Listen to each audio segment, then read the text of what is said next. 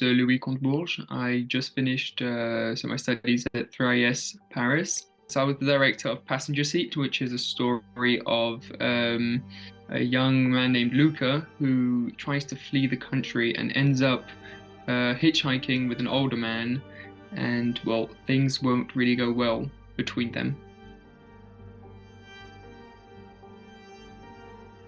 Originally, the first idea that I had to make that film, I was actually on holiday in Greece and I was on a quad and I was going through the mountains and I was thinking, okay, I know we had a film that we had to prepare a film for the end of studies and someone would have their story chosen. And as I was driving through the mountains, I thought, oh, it would be fun to make a film about a guy going through the mountains on a motorbike, like a guy running away or something. And then the story kind of came with the team. We went scouting at one point in the Alps, which is where we wanted to film it at first. And then more elements came to me. So I was thinking, okay, it could be a guy who hitchhikes with someone else, and actually the guy who he's hitchhiking with is more of a criminal than he is.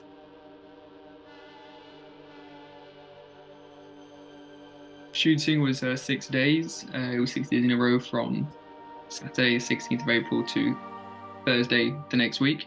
So it was 6 days of shoot. They were very long days, of course, because we tried to fit a lot in and there were a lot of scenes that were quite long to film. And to edit it, well, we started the next week, so 1 week after, and we did the editing in about 3 weeks. We managed to get the American police car, which obviously costs quite some money, and we did all those scenes. And the night we were supposed to leave to go 3 hours, 4 hours drive into another region and shoot for the rest of the week there, basically. And because we had to shoot near Paris for the police car. And what happened is at the end of that first day of shoot, because we kept turning the car on and off for the scene, the battery was flat. And we tried to restart the battery. Unfortunately, I basically blew the fuse of the car battery, and there was no way to get the car fixed before the end of the shoot. So we all go to the region, to the other place, so 3 hours drive without the car, knowing that we need the car to continue the film. And we've already seen it, we can't reshoot what we've already done with a different car. So we had the bad idea to buy the exact same car. So we ended up sending people back to Paris the next day while we shot all the motorbike scenes. We sent 2 people back to Paris to buy a car that we found on Le Bon Coin. Like, okay, we'll buy it and sell it afterwards. Obviously, we tried calling places to rent us the same car. No one wanted to, so we couldn't find one. So we buy the car, expecting to sell it just after the shoot, and well, the story gets much more complicated from there. But basically, the guy who sold it to us didn't give us the right papers because he didn't do some papers legally, and I still have the car now 1 year later. I learned a lot of things making the film. So like I said, I learned a lot about also like production, actually making the film, and that was a great experience, and it also kind of gives me confidence that I can make another one.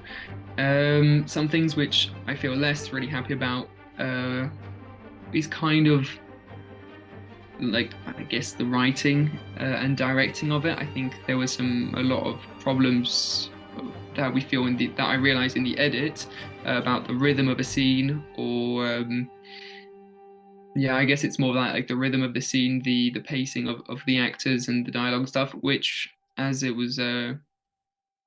when I was on set I didn't really realize, but in the editing I see that there's these problems, so we try to fix some of them. But that is definitely something which I learned, and which basically it's because you need practice. I'm not saying that now that I know I need better pacing, I'll be able to do it perfect the next time, but it is something which you kind of learn.